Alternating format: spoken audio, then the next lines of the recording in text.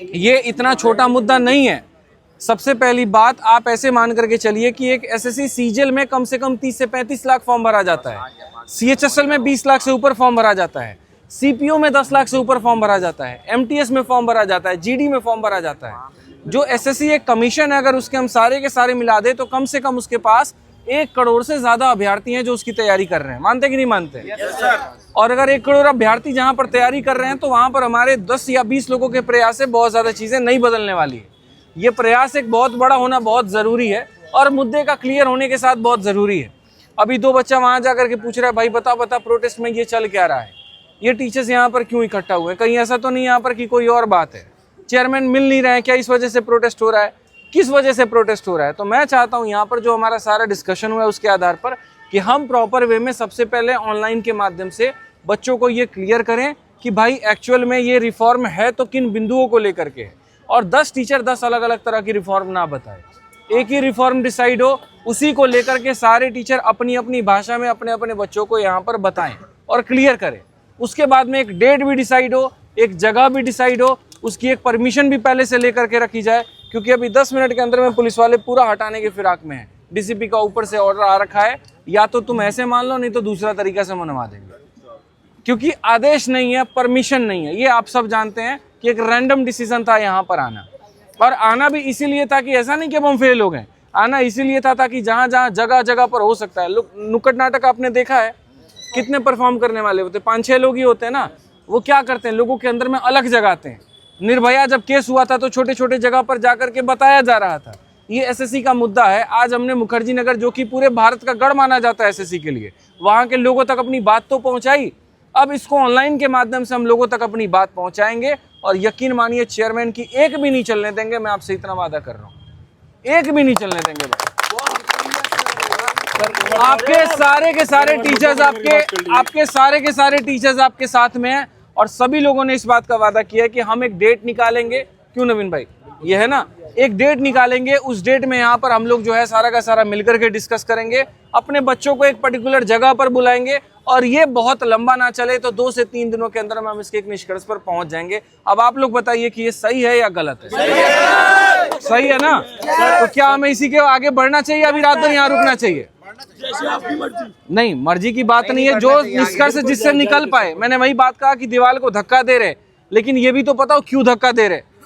अगर हमें, हमारा लड़ाई है एसएससी से, और हमारा लड़ाई है कि हमारे रिफॉर्म होने चाहिए, तो रिफॉर्म एक प्लान वे में हो, रिफॉर्म इस तरीके से हो कि एक डेट डिसाइड हो, उस डेट में यहाँ पर जगह डिसाइड हो, सारे टीचर्स पहले से अपने बच्चों को बता करके रखें, और भी लोग यहाँ पर आए और सारी चीजों की व्यवस्था, और उसके बाद में वो लड़ाई लड़ी जाए। अब आप लोग बताइए सही है कि गलत है? बाकी कुछ बात नवीन सर आपको बताएंगे। ये बात है सर, मैं सहमत हूँ आपकी सारी चीज़ों से, क्योंकि सर ये भी आप सर ने बता ही दिया कि सीजीओ ना जाने का डिसीजन क्या रहा, क्योंकि वहाँ पहुँचना आसान ही नहीं था, उधर सब कुछ कवर्ड है, और नेशनल इशू है तो ज़्यादा बात भी नहीं कर सकते उस बारे में। लेकिन कम से कम एटलीस्ट जो बच्चे यहाँ से बसेज में गए, सर लोग लेके गए, क्रिस्टोफर सर भी लेके गए बस में, भारती सर के यहाँ से भी लोग गए, काफी गए थे। तो ये जो सब लोग वहाँ गए, थोड़ा साइड हो जाओ यार, बच्चे है ना, उनको थोड़ा साइड सीजीओ ले जा करके ये बोलते थे कि भाई तुम वापस चले जाओ, ऐसे ही सर कह रहे, थोड़ा साइड हो जाओ, साइड हो जाओ।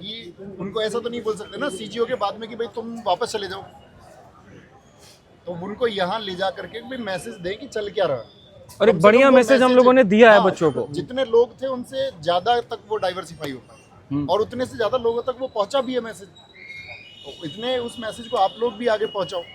आप सब लोग जानते हो, नहीं जानते हो तो कम से कम जानो कि भाई जो चीज़ें अगर तुम्हारे साथ नहीं भी घटित हुई हैं तो कल हो सकती हैं बिल्कुल वही चीज़ें, तो तुम जान लो उनके पास क्या है। और छात्र का तो अपना कुछ ऐसा थोड़ी है, बैच थोड़ी होता है यार कि 2023 के तो ही साथ देंगे, 24 के 25 के इसी के सब बराबर हो, वो चीज़ें तुम्हारे साथ भी कल होंगी, और कल ना हो तुम्हारे साथ भी सब हो जाओ। तो एक ऑर्गेनाइज तरीके से आपको बता देंगे कि भाई डेट रहेगी ये, इस डेट को और इस टाइम को मैं पहले से भी इसी मत में था, और अभी से भी जैसा सर ने कहा है बिल्कुल इस तरह से चीज़ें करेंगे। बाकी सब सर लोगों से डिस्कशन होगा, आवाज़ सर से बातें हुई, और सब लोगों ने यही सब लोगों ने आपस में डिसाइड किया है।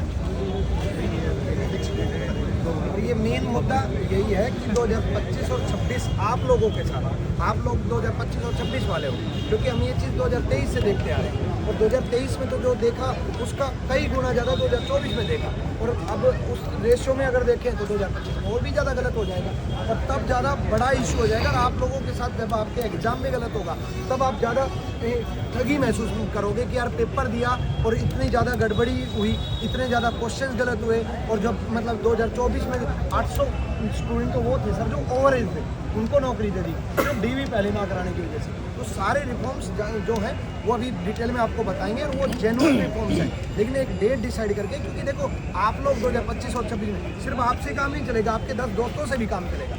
आपके सारे रिलेटिव जितने भी तैयारी करने वाले उनको जब तक आप कन्विंस नहीं करोगे, जब तक उनको नहीं मनाओगे, तब तक ये बात नहीं बनेगी, क्योंकि ये मुद्दा स्टूडेंट का है। ये बात मैंने SSC हेड ऑफिस के सामने भी बोली थी कि भाई हम लोग आप लोगों के साथ खड़े हैं, दिन में भी और रात में भी, क्योंकि हमारा परिवार सब कुछ आप ही हो, हमारा कोई और परिवार है ही नहीं। हमने अपना परिवार और अपना क्लासेस सब कुछ छोड़ करके आप लोगों के लिए बैठे हैं, सारा काम सब कुछ छोड़ करके इसी वजह से बैठे, क्योंकि ये स्टूडेंट का मुद्दा। और हम अभी भी कह रहे हैं हम साथ थे, हैं और रहेंगे। बस आप लोग अपने दोस्तों को और अपने जितने भी तैयारी करने वाले को ये मैसेज कन्विंस कर देना कि जो डेट डिसाइड हो उस डेट पर सारे लोग जरूर पहुंचेंगे, और साथ में अपने सारे दोस्तों को भी समझा करके लेकर के। और एक बार सारा मुद्दा मैं आपको क्लियर कर देता हूँ। जैसे इनका कहना है कि सर अगर हम अभी PG नहीं जाएंगे तो हम दूसरों को बताएंगे क्या, किस रिफॉर्म की हम बात कर रहे हैं। तो पहले भाई आप लोग रिफॉर्म को समझो, रिफॉर्म क्या है। सबसे पहले जो प्रोसेस था SSC में सिलेक्शन का, जैसे अगर हम सीजीएल की बात करें तो प्री और मेंस हो जाता था, उसके बाद में आपका डिस्क्रिप्टिव था, तो डिस्क्रिप्टिव के बाद में डॉक्यूमेंट वेरिफिकेशन होता था। जिनके डॉक्यूमेंट सही माने जाते थे उसके बाद में उन्हीं को आगे भेजा जाता था और मेरिट लिस्ट में बन करके उनका सिलेक्शन होता था। अब कहानी उल्टी हो गई है। जैसे मानो ये सारे लोगों ने पेपर दिया, सारे कट ऑफ क्लियर कर गए, सबका सिलेक्शन हो गया भाई। अब जब डॉक्यूमेंट मंगाया जा रहा है पता चल रहा है इनका डॉक्यूमेंट है ही नहीं, इनका पूरा है ही नहीं। इन्होंने अभी ग्रेजुएशन में और इन्होंने फॉर्म भर दिया था मजे मजे में, अब ये 3 सीटें निकल गई। तो ऐसा नहीं है कि SSC में कोई वेटिंग लिस्ट की प्रावधान है कि वापस से ला करके 3 लोगों को उसके जगह पे बिठा देती है। क्यों नहीं बिठा सकती, कारण है ये भाई MEA के पोस्ट पे सेलेक्ट हुए थे, ये प्रिवेंटिव पर हुए थे और ये मानो यहाँ GST पर हुए थे और सबके नंबर अलग अलग थे। अब 3 लोगों को वापस से एंट्री करने का मतलब नीचे वालों को कहाँ पर ऊपर शिफ्ट करना, मतलब फिर से पूरी की पूरी लिस्ट निकालना। तो ये काम SSC नहीं कर सकती है। तो ये तो जरूर कर सकती है कि डॉक्यूमेंट वेरिफिकेशन क्या करा दे, पहले करा दे।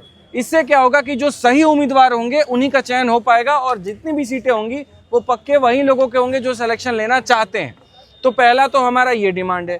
दूसरा डिमांड यहाँ पर यह है कि जैसे मान लो कि जितने भी सेंटर्स पर वो टाइपिंग करवा रहे हैं, पहले उन सेंटर्स की क्वालिटी चेकिंग कर लें, कीबोर्ड की चेकिंग कर लें। हाल फिलहाल एक लड़की के साथ में ये इशू हुआ कि वो टाइप कर रही थी और बैक स्पेस दबा का दबा रह गया, अब पूरा का पूरा रो ही उड़ गया उसका।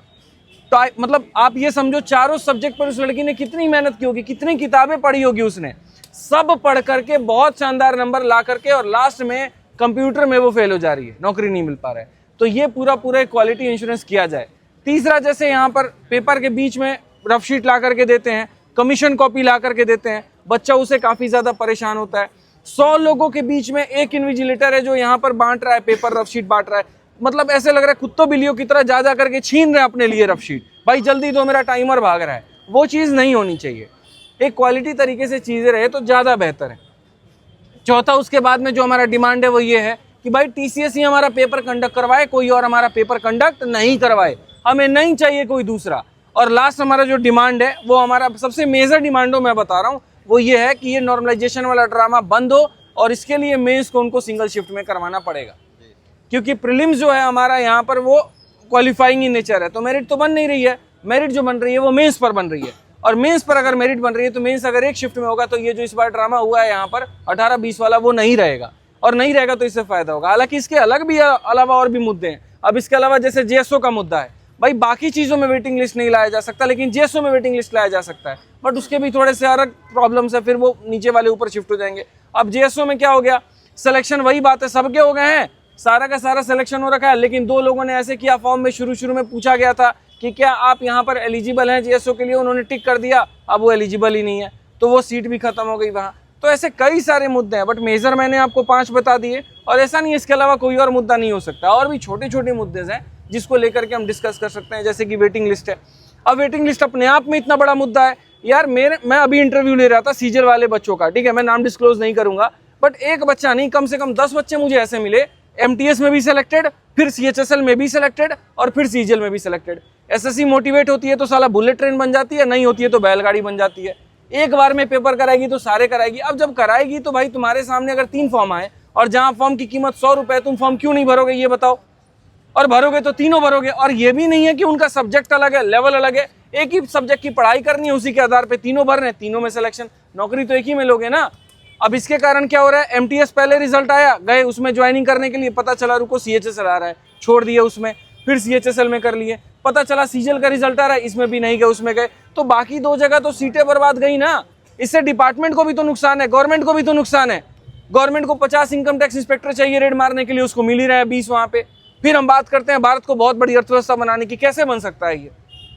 तो तमाम ऐसी समस्याएं हैं जिसको लेकर के मीटिंग हुई चेयरमैन साहब से, और एक ऐसे वो नहीं मानेंगे। उन्होंने लॉलीपॉप लास्ट टाइम दिया, जो मैंने वीडियो में आशंका भी जताई थी, शुभम दिवाकर भाई साहब होंगे तो उनके चैनल पर हमने ये कहा भी था कि मैं इससे संतुष्ट नहीं हूँ, मैं इस बातों से बिल्कुल भी संतुष्ट नहीं हूँ कि जो एसएससी के चेयरमैन ने आज कहा वो एकदम वो भाई वो ऐसा नहीं है कि ब्रह्मा की लकीर है, हमें एक आंदोलन बड़ा करना पड़ेगा। मैं आपको ये बात ऑनलाइन कहता हूँ, और मैं किसी सरकार वरकार से किसी से मैं नहीं डरता। पुलिस स्टेशन के सामने खड़ा होकर के तब से इतनी बातें कह रहा हूँ, दम इतना है, इतना समझ लो, यहाँ पे इतना मान लो इस बात को लेकर के, बस इतना है। अब एक डेट डिसाइड होगा, एक जगह डिसाइड होगी और वहां पर इस बात को जो है सुनिश्चित किया जाएगा। लेकिन आज के लिए ये चीज यहीं पर स्थगित की जाएगी। बस आप लोगों से इतना आग्रह है, जुड़ने के लिए बस आप लोगों का बहुत बहुत धन्यवाद है।